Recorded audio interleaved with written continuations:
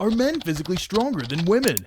Find out as we take a deep dive into 5 of the weirdest MMA promotions around the globe. Number 5. MMA VIP Intergender Match. A bizarre experiment took an age-old question and tested it out in a cage fight. Are men physically stronger than women? A quick Google search should tell you that, on average, the answer is yes. However, an MMA promotion in Poland just had to see it to believe it. In October 2021, fighter-promoter Marcin Najman spearheaded 2 intergender MMA bouts under the MMA VIP banner. One fight saw Piotr Mwaboy Lisowski take on Ula Shikech, aka Arm Power Girl. The other contest features a showdown between Mikhail Zibiłowicz and Victoria Domzalska. Both fights ended with TKO finishes as the men clearly had unfair advantages over their opponents. Surprisingly though, a Russian promotion called Our Business tested out the same premise and got a completely different result. Women's bantamweight fighter Darina Mazjuk fought a 509-pound man named Grigory Chistakov in an exhibition MMA match. Mazjuk pulled off a TKO victory by exploiting her opponent's severe lack of mobility. Just the same, many have pointed out that it was irresponsible for MMA VIP to deliberately put the women in harm's way. The outrage got so bad that the International Mixed Martial Arts Federation, IMMAF, made a statement condemning the promotion and concept of an intergender fighting altogether. Sorry Henry Cejudo, it seems like your intergender title will not see the light of day. Number 4. M1 Global Medieval MMA.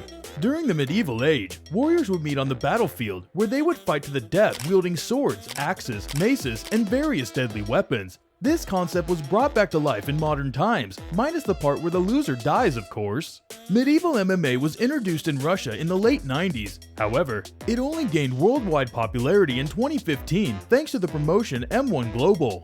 The company initially used medieval fights as palate cleansers in between their MMA bouts, but as the concept received positive feedback from fans, M1 Global launched a dedicated division for the modern-day knights. In what appears to be the deadliest cosplay contest ever, Medieval MMA pits together 2 fighters clad in armor and chainmail. Wielding blunt swords and wooden shields, the combatants compete over the course of 3 3-minute rounds. The bouts can end via knockout, TKO, submission, or doctor stoppage. This sport is perfect for Game of Thrones fans who never got over the ending. HBO's House of Dragons may just be a few months away, but watching M1's night fighting would certainly give you flashbacks of the iconic trial by combat scene between the Mountain and Prince Oberyn Martell.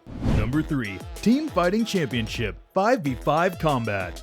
Competing in a team is not a foreign concept in sports. Combat sports, however, usually have only 2 individuals competing at a time. That's until Russian promotion TFC tested teamwork in a combat setting. In these MMA-style bouts, 2 squads composed of 5 people collide in a free-for-all. The goal is to knock out or submit every member of the opposing team while trying to survive as long as possible. Fighters may choose to gang up on an individual opponent or break away in one-on-one fights. And, by the way, there is no time limit. The only way bouts end is when all members of a team are rendered incapable of continuing.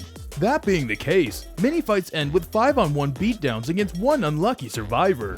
Number 2. XArm Arm Wrestling MMA.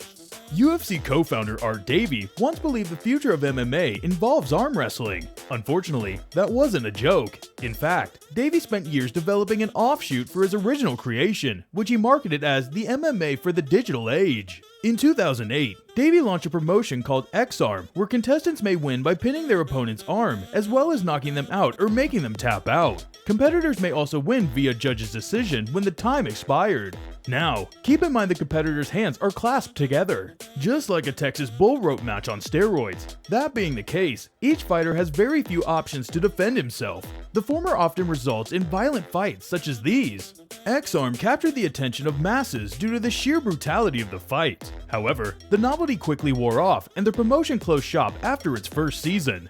Number 1. WWF Brawl for All. During the Monday Night Wars on the late 1990s, the WWE, which goes by WWF then, attempted every possible gimmick to one-up its rival, WCW. Looking to cash in on the rising popularity of MMA at the time, Chairman Vince McMahon staged a tournament where wrestlers on his company's roster will fight for real. Who was the toughest man in pro wrestling? That was the question Brawl for All had hoped to answer. The 16-man tourney saw 3 one-minute rounds, which featured a scoring system that included points for punches landed, takedowns, and knockdowns. It was also announced that the winner was to win a whopping $75,000 cash prize. In theory, Brawl for All had the potential to become a massive success, as the WWF's roster boasted several individuals with legitimate combat backgrounds. However, it quickly became apparent that untrained fighters made for sloppy fights, which turned off a huge segment of the fanbase. In a surprising twist, mid-Carter Bart Gunn ended up winning the whole thing after knocking out the top seed, Dr. Death Steve Williams, in their quarterfinal matchup. He then KO'd The Godfather and Bradshaw, proving himself as the best shoot fighter in the company. His prize? A one-on-one boxing match with Butterbean at WrestleMania 15. Obviously, Gunn stood no chance against the super heavyweight boxer and was easily knocked out in the first round. And that's it for today's video. Did you like our list? Let us know what you think in the comments section. As always, don't forget to follow SportsKeeda MMA on all of our social media platforms.